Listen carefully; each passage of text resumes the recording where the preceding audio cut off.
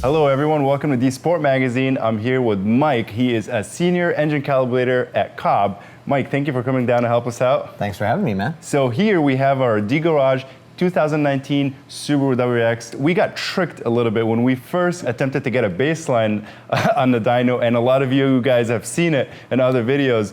We got 244 wheel horsepower, and it turned out that number is not as consistent as we thought it would be. Mike, can you kind of expand on that? Like, what is going on here? Yeah, so in particular with the 15 and newer Subaru WRX, on the stock tune, especially on pump gas, they're just not terribly consistent. And what we saw in the dyno logs was you can clearly see sections where it kind of steps down in power, usually where it detects knock. So anytime that happens, you're going to get a drop in power.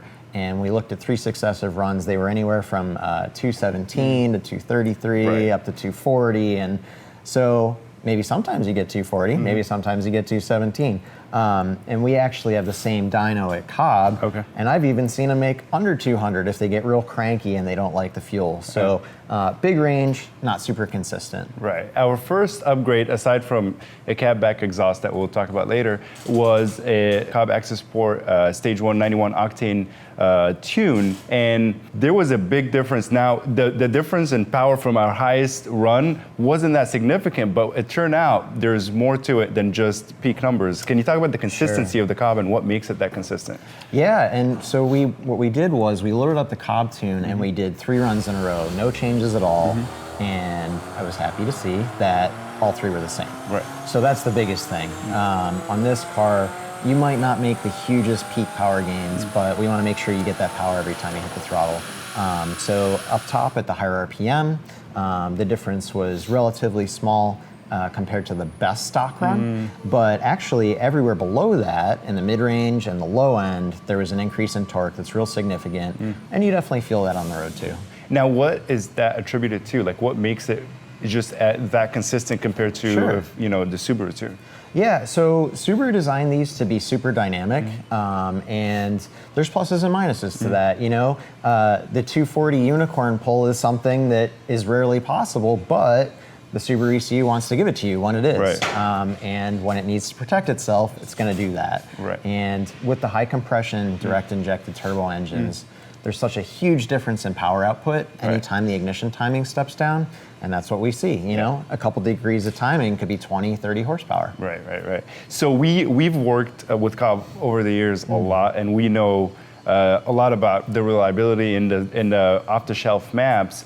But to new buyers, right, the question that comes to mind, how reliable is that? If the factory didn't give me that kind of power, why would I get it from you guys and expect it to be reliable? Can you talk a little bit more about reliability and what kind of measurements you guys take back when you're designing this and developing it to make sure it stays reliable? Yeah, of course. So all we've done today is a bunch of dyno pulls, but during the development process, we do a whole lot more than that. You know, that might be a few days out of the whole thing. Usually we'll drive the cars for weeks, if not months. We'll put the tune on multiple cars. We'll have different people drive it. Everybody's driving style is different, you know.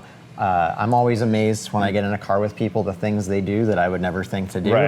Whether that's just matting it in 6th gear on the highway without downshifting, or firing it up cold and just taking off, or whatever it is, it's just different. And we try to get as much variability tested so that we account for it. And then in terms of the consistency of power, there are always different ways to make power, right? So if we break a tune down of a turbocharged vehicle to its most basic levels, we've got fuel, boost, and timing. On these we have cam phasing also.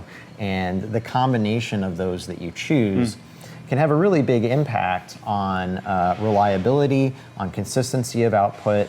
Even though you might get the same peak numbers with different combinations, one might be a lot more consistent.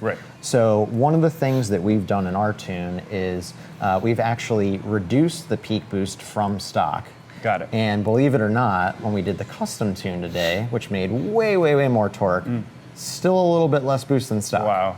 Wow. So again, just different combinations. So a huge misconception that a lot of people don't know. They think more boost equals more power. Can you explain this? Like boost in terms of power, like what's the relationship here? Absolutely, yeah. So again, with these engines, we're octane limited very significantly, especially on California 91 fuel. Yep, they suck. So, in the case of these, you give it more cylinder pressure with more boost, more airflow, you would think you would get more power, but if when you have that much cylinder pressure, you are getting timing reductions, things of that nature, it just might not work out. Right. So what we've gone and done is a little bit less boost, a little bit less cylinder pressure, lets us advance the ignition timing a little more, and it turns out that that combination just works better. Right.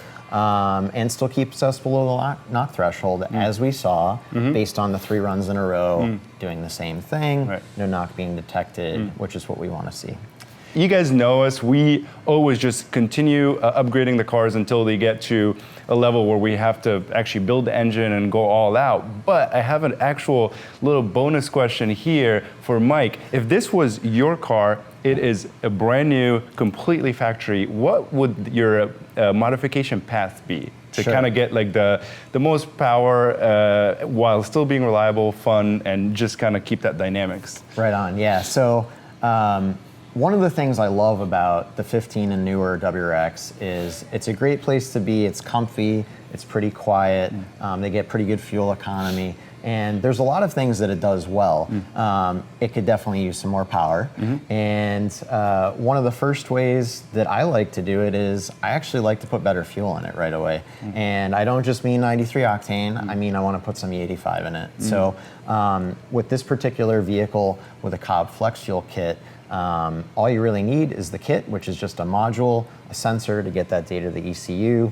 You can set up a flex fuel tune, and you can make 100 horsepower over stock just on a tune and pumping some fuel in the car. Right. So for me, for I believe it's $600 and a tune, that's pretty amazing. That's, yeah. You know, it's a lot of power for the money. Yeah, you'll go out there and you'll be just crushing on STIs and Evos and all that sort of thing just with that. So for me, that's what I would do. But E85 isn't available to everybody. You know, maybe it's just not feasible. You know, it's too far away.